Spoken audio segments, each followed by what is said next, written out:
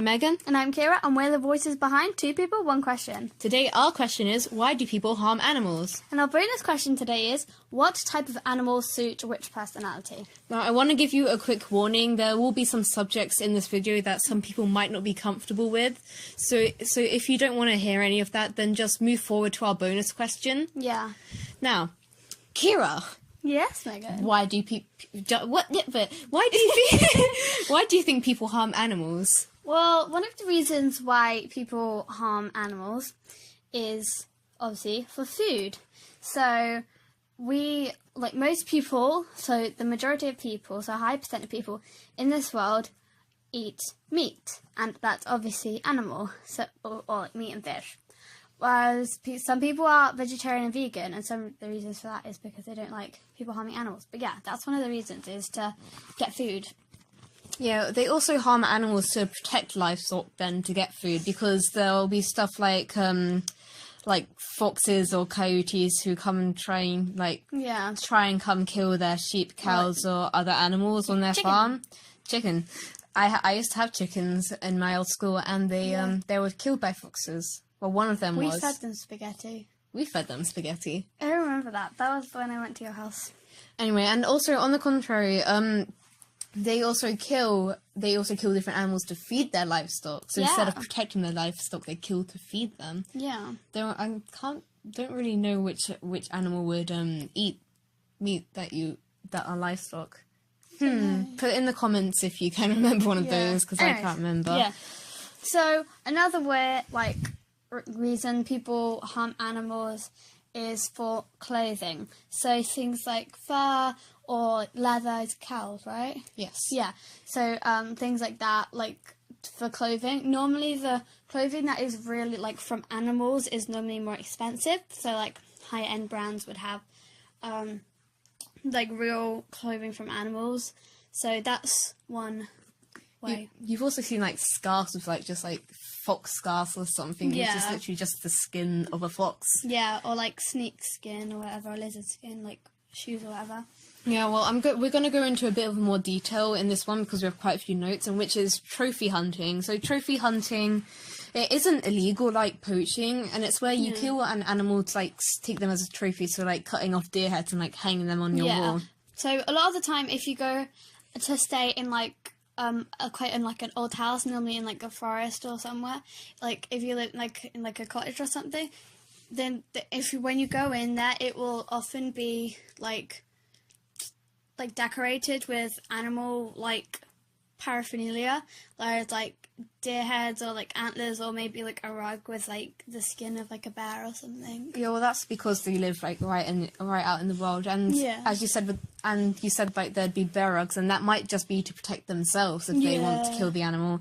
But some people who do trophy hunt, well, we don't personally know anyone who trophy hunts, but and we can't speak for every single person who trophy hunts. But some people say that they compare it to the thrill of skydiving or other dangerous sports, which I guess could be in a way if you're hunting dangerous animals such as lions or bear. Yeah.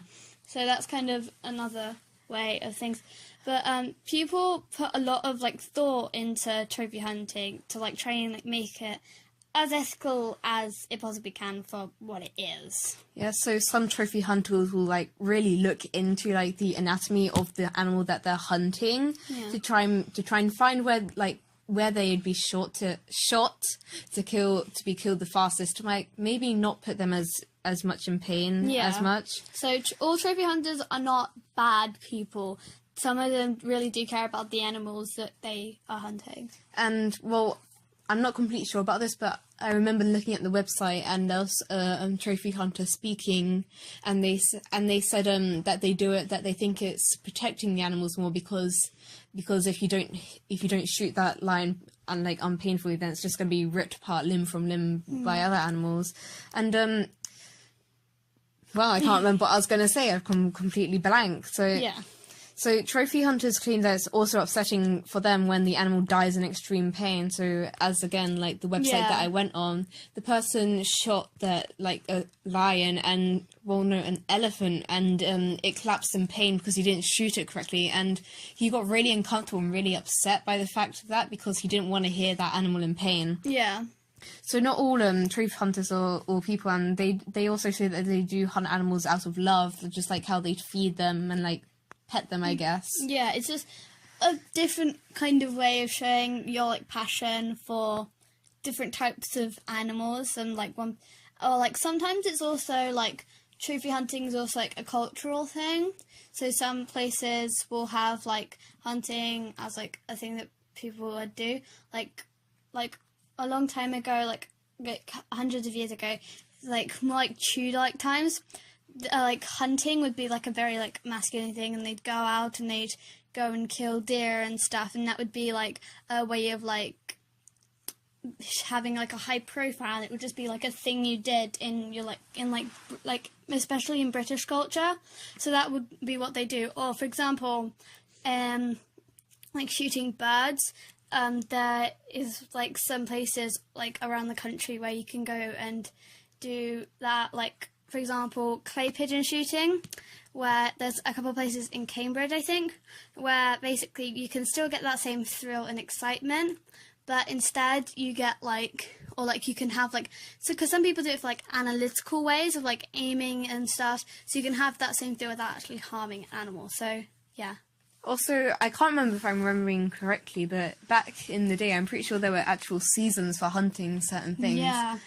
Though I can't remember if that's actually correct or not. And the next one, the next part we're gonna move on to the actual like abuse of animals. So some people, they do like abuse their pets or something because it might get out their anger or something, and they also might do it because they have a mental problem. I read on a website somewhere there was a person, he actually microwaved his rabbit because doctors wouldn't prescribe him medicine that he said he needed, and he had mental problems. Yeah. And so he just kind of snapped and tried to take his anger out on something else, and that was his rabbit. And like kind of a way that like people like do it is, instead of taking their anger out on like humans, there's like an element of hierarchy with animals, is that for like some people think that animals are like of a lower status than humans, so instead of harming a human to get out their anger, they would harm an animal because it seemed to be like less important. Yeah, they also might not believe that they are doing something wrong because of that hierarchy. Yeah. And but they also might be accidentally harming animals, like by accident. Say you accidentally kick a dog too hard and like that really hurts them. You might not mean to do it. Yeah. But you've still done it. You still hurt an animal in some way. Yeah. And well, the next one we're going to move on to is animal testing. Yeah.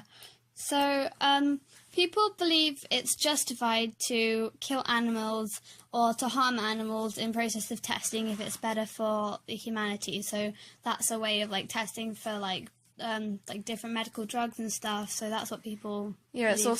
It's often used on things like mice that because they seem like less enough, and like it's better for humanity, I guess. Yeah. So then they feel like it's then allowed. Yeah, so some people argue, and I do personally believe this, and that animal testing isn't even very useful because the DNA and like the like genetic and like the physical makeup of an animal is very different to a human. I remember once I was watching this documentary of there was 20 men who died after being tested for a cancer treatment. And the drug had been successfully tested on hundreds of monkeys and hundreds of animals, and it was perfect. So none of the animals like died. It made it successful. So then they got people to volunteer to like basically get tested with this drug, and they got tested, and within minutes they started like vomiting and like basically just like died from like throwing up their guts because it just did not work. It was like terrible. Yeah, well, it's not just chemicals that that they do testing with. They can also do like stuff like psychology for the experiments. Yes, psychology, like sort of elemented tests. Like there's a test that I've heard of, and I'm not completely sure if it's against the animal or if it was against a human, but there was a baby chimpanzee, and he was paired with like some man's son, and they grew up together. Yeah, they grew up together to try and see if the son would gain traits from the monkey or the other way around. Yeah, and they ended up having to cut the test short because the son was like acting too feral, I guess. Yeah, like not human enough. Yeah, and the monkey, I think he was gaining a few traits from humanity, but not as much as the son was gaining from the monkey. So they ended up having to completely cut that test off. Yeah, because if you do believe in like evolution and stuff, we have more of a tendency to behave like monkeys than monkeys have a tendency to behave like humans, if that makes sense. Well, it's not just like scientists who test stuff on animals. Well, I guess it kind of is, but there are also some companies who test stuff on animals for like a defense in the future if they are later sued by injured customers. So this might be, I would guess, like sort of like beauty products, like places. That's what I was thinking in my head. So like quite a few places that use like beauty stuff, they would test stuff on animals to make sure it's not like irritating to but as we said earlier, they don't have the same DNA, so it still might not be like accountable if someone does get sued for that. And well, the next subject and the final subject we're going to move on to is poachers. And now poaching is highly illegal, unlike trophy hunting. Very illegal. And certain animal body parts sell for a very high amount. Yeah, so some of the very like most common parts to be like sold is like elephant and like rhino tusks. Yes. Because they are used for like, because they're very strong material, so they're used to like make stuff, and a lot of the time they will be killed and poached illegally. Yeah, it's the ivory in their tusks that sell for like a lot because it can be used to make different things. But there's also stuff, I can't remember what animal it is. I think it was a feline. I can't remember which. It was they had something in their DNA that was good for medicine. Yeah. So they'd end up killing different animals, different feline animals to gain that DNA so they could put it into medicine and sell it for high amounts. Yep. Well, a lot of species have become endangered or extinct because of poaching. So, like, because of the animals being so like killed for such a long time, and for it being at a very high rate, so going back against like the elephant and rhino, a lot of species of elephant have been like are highly endangered because of the poaching. So a lot of like charities and stuff have been trying to put like protection over them to make sure that they're not going to be killed. Yeah, well, that's it for our main question. Yeah. I just dropped my phone. Well, that's it for our main question. We're going to be moving on to our bonus question, which, if you'd like to remind them, is... So, which pet is suited to which personality type? Honestly, that took me so long to practice in my head, and I just messed it up. It's such a long one. So we're going to go with like normal like animals that you think of typical as pets. Yeah, but we're also going to be going a bit into like the weirder ones. Yeah. A bit more like reptile kind of things, I guess. Some reptiles, some not reptiles. Yeah. So we're just gonna have a chat about pets. So why don't we start off with like a classic one? Why don't we go with dogs? So, dogs. I personally think that dogs should be for like quite outgoing people who like the outdoors, like outdoorsy people, and like people with like a very free spirit, because I think that matches the type. But I also think like it's very hard with something so broad as a dog, because they have species. Yes. So different species of dog would be different, like different to different personalities. Because if you have like a lazy dog, then you'd more want to be like for an indoorsy kind of person, or like it's just definitely based on like species, I think, and also like some dog breeds are like more intelligent than others, so it's suited to different types of people. But I think overall, because dogs need I think dogs are like the most high maintenance kind of pet, in my opinion, because they need walking like very frequently, almost every day for like most species. And they need feeding, like you need to give them their food and like pick up poops, and they can't really be left to their own devices normally, dogs. They just kind of need to be like kept inside like the house, like, and kept like under watch a lot of the time. Yeah, well, I'm pretty sure I mostly agree. I mostly agree with you, like mainly completely. But yeah, I thought that dogs would suit someone who have like an active lifestyle, who don't have their like timetable completely fill up, because they do need some they do need some time with the animal. The animal still needs to feel loved, that's basically with a lot of animals. Yeah, I think that the dogs are the ones that like affect your lifestyle quite a lot more. But just like as like a thing here, me and Megan are very different in like regards to this subject, because Megan has so many pets and has had so many pets over the years, and I've never had a pet in my life. So this like is definitely like two different perspectives, and I don't really think I'd ever want to have a pet, and I'm actually allergic to a lot like pet fur and stuff. So this is just like, a lot of the time our opinions will be different, but that's because we have different perspectives on things. Yeah, well, I'm gonna guess we're gonna move on to a cat, and I'm actually gonna go first with this one, just in case our opinions are very similar, like the last one, and I didn't get to say much. Well, actually, I have two cats, and I love them the most. Not the most. I love them. I love them a lot, because I think cats are my favorite type of pet, and I think that cats, they're for someone who's like very loving, and someone who has sort of a full timetable, but that still has time to like set apart that some time of the day to spend time with their cat, because cats, they act like they don't need love, but they really do. Because cats most of the time they act like it's a complete coincidence that they're in the same room with you as you 90% of the time, and they're always close to you. Like, I was ill recently, and my cat never left my side. Yeah. Cats, they can actually tell. I think they can actually tell when you're ill, because like cats really go off your lifestyle and your timetable as much. And seeing that cat is always with me, she saw that I was still in, and she was worried about me, and she stayed with me the whole time. Yeah. So I definitely agree, and I think that a cat is like a good compromise for somebody who like needs a companion but is also quite busy, because like a dog is like the classic like companion kind of pet, but obviously, like we said, you need to have quite a free like and like very flexible like lifestyle to just like be able to take care of it. But cats a lot of the times can be left to their own devices and stuff, depending on how like they are, but they'll still give you that like love and affection that people will be looking for. Also, I want to quickly say a fun fact that I really hope is true, otherwise I'm just making a fool of myself, but cats actually use their purring for a bit of like regeneration when they're ill. So cats will purr when they're ill, but they also purr when they're happy to like regenerate. So that's when like when you're ill and like cats are with you, then they'll start purring like to make sure that you are okay as well. Ooh.